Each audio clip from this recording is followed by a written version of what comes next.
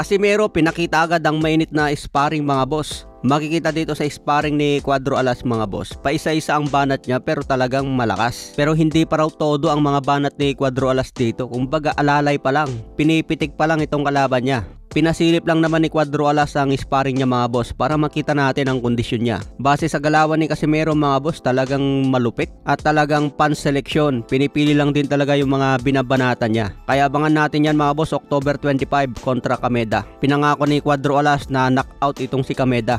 Huling laban ni Kameda kontra Alan Picasso at hindi pa niya ito napatumba. Kaya kung ito ay manockout ni Cuadro Alas mga boss, pwede na talaga si Casimero sa featherweight division. Sa iba pang balita, trainer ni Terence Crawford na si Bomac McIntyre, sinabi niya sa isang panayam, 2 o 3 laban na lang si Terence Crawford. Nakadepende raw lahat kay Terence Crawford kung bumaba sa 160 pounds. Kakayanin naman daw ni Terence Crawford kahit anong division siya. Pwedeng 154 o kaya 160. Pero pinakamainam 160 pounds middleweight para maging 6th division champion. Mapantayan na niya ang naabot ni Oscar De La Hoya. Sa iba pang balita, mainit na laban ni Ron Vex Capuloy versus Dayan Gonzalez. Isang Cuban boxer ito mga boss, 26 ang edad. May kartadang 17 wins 15 KOs, wala pang talo. Samantalang ating kababayan na si Ron Vex Capuloy may kartadang 13 wins 10 KOs, may 3 talo na. So nangyari ang laban kahapon sa Bangkok, Thailand.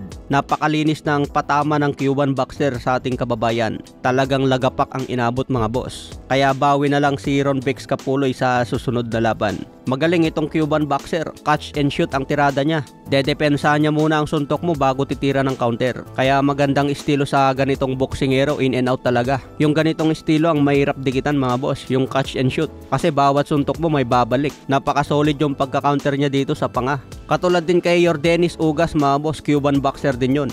Magaling din mag-counter si Ugas. Sila Guillermo Rigondo, Cuban boxer din yun pero ibang estilo. Pang Olympic style si Rigondo. Sa iba pang balita, Kenneth Lober malapit na para sa WBC title. Paglalabanan ni Tenshin Nasukawa versus Takuma Inoue ang bakanteng WBC sa bantamweight. Ito ang titulo na binakante ni Junto Nakatani bago umakyat sa super bantam. Ngayon kung sino ang manalo dito kay Tenshin Nasukawa versus Takuma Inoue at kung magtuloy-tuloy ang panalo ni Kenneth Lober na number 13 sa ranking, may posibilidad mga boss na mapapalaban siya sa world champion. Mga 2 o hanggang 3 laban pa si Kenneth Lober na maipanalo niya bago siya mabigyan ng opportunity laban sa champion. Kaya kailangan ni Kenneth Lober ngayon impresibo ang laging panalo para sigurado na mabigyan agad ng title shot. May laban din si Kenneth Lober ngayong October 25, kasabayan niya si Cuadro Alas. Kaya abangan natin yan mga boss.